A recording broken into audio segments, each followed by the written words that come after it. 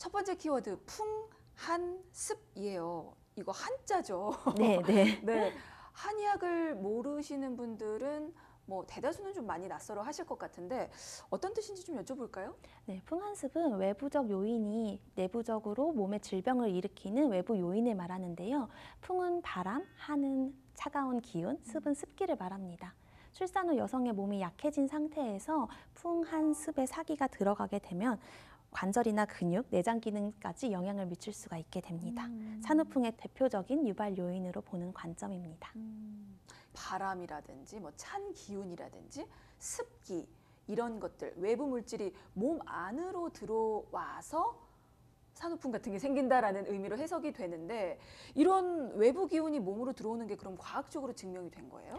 이건 이제 비유적 표현으로 볼 수가 있는데요. 우리가 이제 추운 날씨에 무릎이 시리다든지 저리다든지 냉방병처럼 에어컨 바람을 좀 오래 쐬었을 때 몸이 추웠던 경험들이 있으시잖아요. 네. 이게 바로 몸이 외부 자극에 반응하는 것을 말합니다. 출산 후에는 이런 자극에 대해서 저항력이 약해져서 평소에 문제가 없었던 분들도 시리거나 저리거나 하는 증상들을 나타날 수 있습니다. 출산하면 그런 얘기 정말 많이 듣거든요. 에어컨 바람 쐬지 마라, 내복 입고 있어라, 뭐 찬물에 손대지 마라, 머리 바로 감지 마라. 이런 말이 그럼 괜히 나온 게 아니네요. 네, 출산 후 3일, 7일, 21일, 100일을 굉장히 중요한 시점으로 보고 있는데요. 그 시간 동안에 몸의 모든 균형이 다시 세팅되는 지점입니다. 그 시기에 찬물로 설거지를 하거나 옷을 얇게 입고 에어컨 바람을 쐬거나 하는 등의 일이 반복됐을 때 몸속으로 풍한습의 사기가 들어오게 되고 이 습기가 관절의 주위에 머무르게 되면서 통증이나 시림, 저림을 유발하게 됩니다. 그렇군요. 뼈에 바람 든 것 같다라는 표현을 예전에 들어본 것 같거든요. 네, 그런 느낌을 말씀을 하시는 것 같은데 네. 그러면 풍한습과 연결이 돼서 나타날 수 있는 증상들은 어떤 것들이 있을까요? 네, 앞에서도 간단히 언급되었지만 풍한습이 몸에 머무르게 되면 관절 부위가 특히 영향을 받게 됩니다. 무릎이나 허리, 손목처럼 자주 쓰는 부위가 시리고 아프고요. 날이 흐리거나 비가 올 때 통증이 심해졌다고 호소하는 경우도 많습니다. 또 특징적인 건 병원에서 많이 검사를 해봐도 뚜렷한 이상 증상은 없는데 내 몸은 계속 아프고 통증을 호소하는 경우들이 많습니다.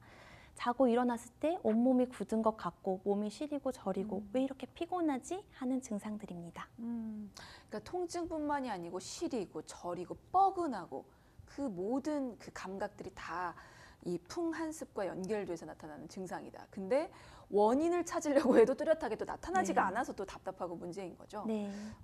그러면 이제 산후풍을 유발하는 원인 중에 하나로 풍한습 말씀을 해주셨는데 요거 말고 다른 원인이 더 있을까요?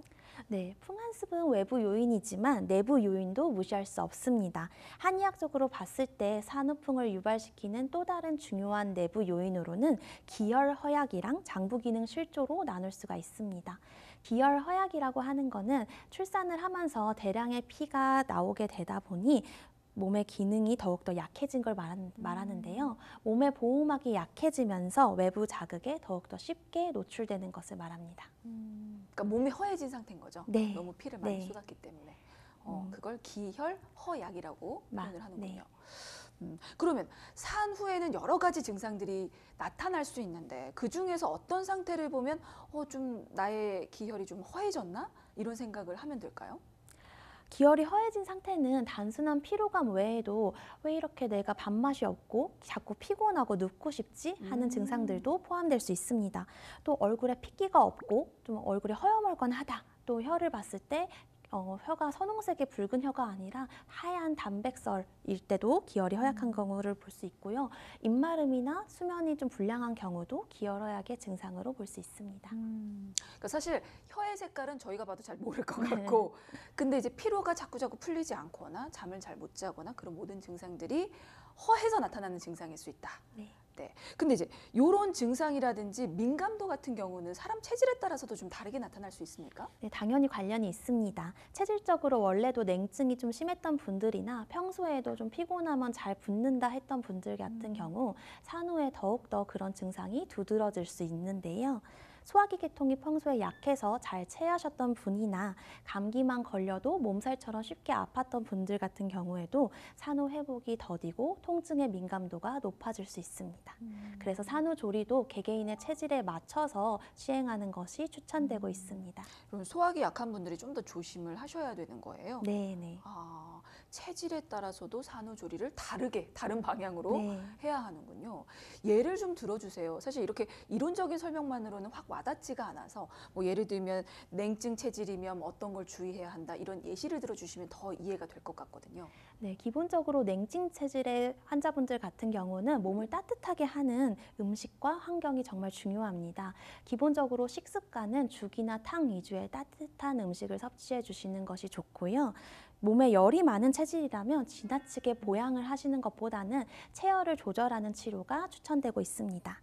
또한 체질은 문진이나 맥진 등을 통해서 전문적으로 진단하는 것이 가장 좋지만 평소에 환자분들이 본인의 습관이나 본인이 어떤 체질이다 이런 정도를 알고 계시면 진료를 할 때 더욱더 전문적으로 진단을 내릴 수 있습니다. 그러니까 몸이 차가우신 분들은 평소에 몸을 좀 따뜻하게 하고 열이 좀 많으신 분들은 보양보다는 체열을 조절해주는 방법으로 조리를 하셔야 된다. 네.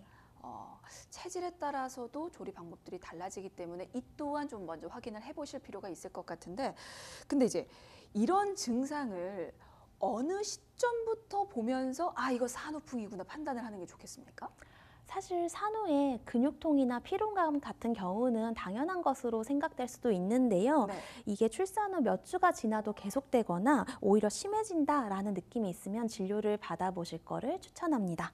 특히 아침에 몸이 뻣뻣하고 일어나기가 힘들고 날씨가 흐린 날 그 증상들이 더 도드라진다거나 계속 시리고 저린 느낌이 사라지지 않는다면 전문적인 진단을 받는 것이 좋습니다. 네, 이게 산후풍을 단순히 출산 후에 겪는 몸살쯤으로 생각할 수가 있는데요.